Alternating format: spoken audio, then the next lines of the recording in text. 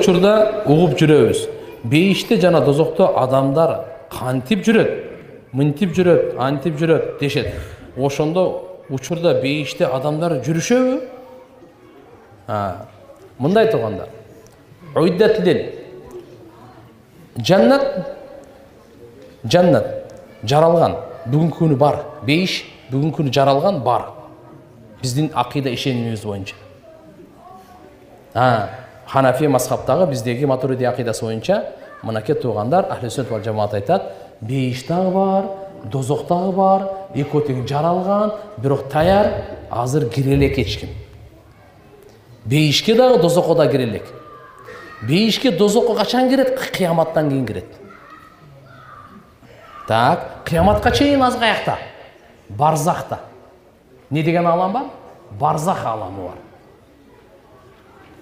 Алами арвах, алами бутуни уммахат, алами дуния, алами барзах, алами кыямат деп 5 алам бар.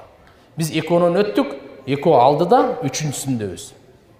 Бизге чейинки ата бабаларыбыз канчасы өттү, пайгамбарлар канчасы өттү, Адам алейхиссаламдан бери тартып, бардыгы барзахта. Бул дегени көбүнчө биз кабырда деп коебуз, мындай көбүнчө кабырга коюлганын себебинен.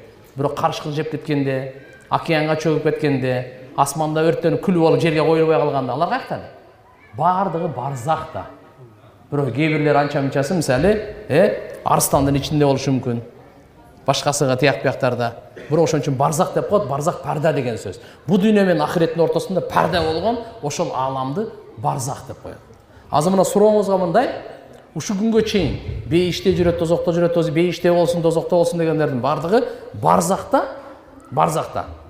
Бейиштин таасирлери бар, дозоктун таасирлери бар. Түшүндүңүздөр, пайгамбарыбыз ошон үчүн айткан, ким өлсө, ага кыямат башталды деген. Кыямат азыр башталып элек. Бирок канча туугандарыбыз өлүп калды, ага кыямат башталды. Биз дагы өлсөк, бизге кыямат башталат. Мындай. Демек, азыркылардагы пайгамбар саллаллаху алейхи ва саллям айткан, кабыр бейиштин бакчаларынан бир бакча, же дозоктун чукурларынан бир чукур. Буну үймөк топурак деп ойлобогула деген. Демек, бирок о бейишке, дозокко кире элек го. Кандай десеңиз, сиз азыр бизде устук кан тартабыз кара сууда. Ошого чейин кичине чай-пай, нан-пан алып келет да. Бирок негизги аш келе элек азырчы. Менюда негизги аш келе элек. Кодум негизги бейиш келе элек. Ошо бейишке чейин бейишке кире турган адамдын ошо башталгычтары, рахаттары кабырда баштала берет. Дозокко бара турган адамдын азабы кабырда баштала берет кичинеден. Түшүнүктүбү? Негизгиси келе элек. Ошон үчүн иншалла бул жерде дагы мен силерге бир нерсени кошумча айтып кетейин. Бул дүйнөдө ар бир адам жана денеден турат да. Бирок рахаттанганда дене рахаттанат негиз болуп. Рух рахаттанат ээрчип.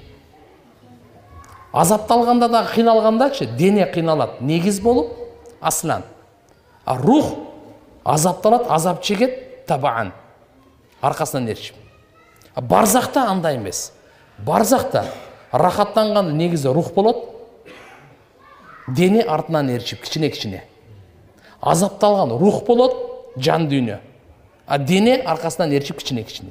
А кыяматта дене менен рух чогуу азапталат, чогуу рахаттанат. Түшүнүктүбү? Анан жиндер бейиш дозокко киришеби? Алар жөнүндө көп укпайбыз го. Чоң рахмат. Машалла, жакшы суроо бердиңиз. Жиндер боюнча. Жиндер мукаллаф. Жиндер мукаллаф дегени бул инсандарга окшош эле ибадат үчүн жаралган. Жоопкерчилик, буларга акыл берген Алла Таала.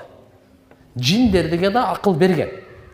Кимге акыл берсе, Алла субхана ва таалага ал жин менен инсанды Куранда айтат: "Ва ма халактул джинна вал инса илля ли'абудун", ибадат үчүн жаратканбыз деп. Айвандарды ибадат үчүн жараткан жок, бизди айткан жок. Эмне үчүн? Буларга акыл берилген эмес да. Жиндерге да бирок инсандын бейиш дозокко киргени чечкимдүү бул. Жиндердин киреби, кирбейби талаш. бейишке дозокко кирүүсү боюнча аалымдардын ортосунда талаш бар. Кээ бирлер айтат, булар кирет дейт, кээ бирлер айтат, кирбейт деп. Жиндер боюнча ушундай.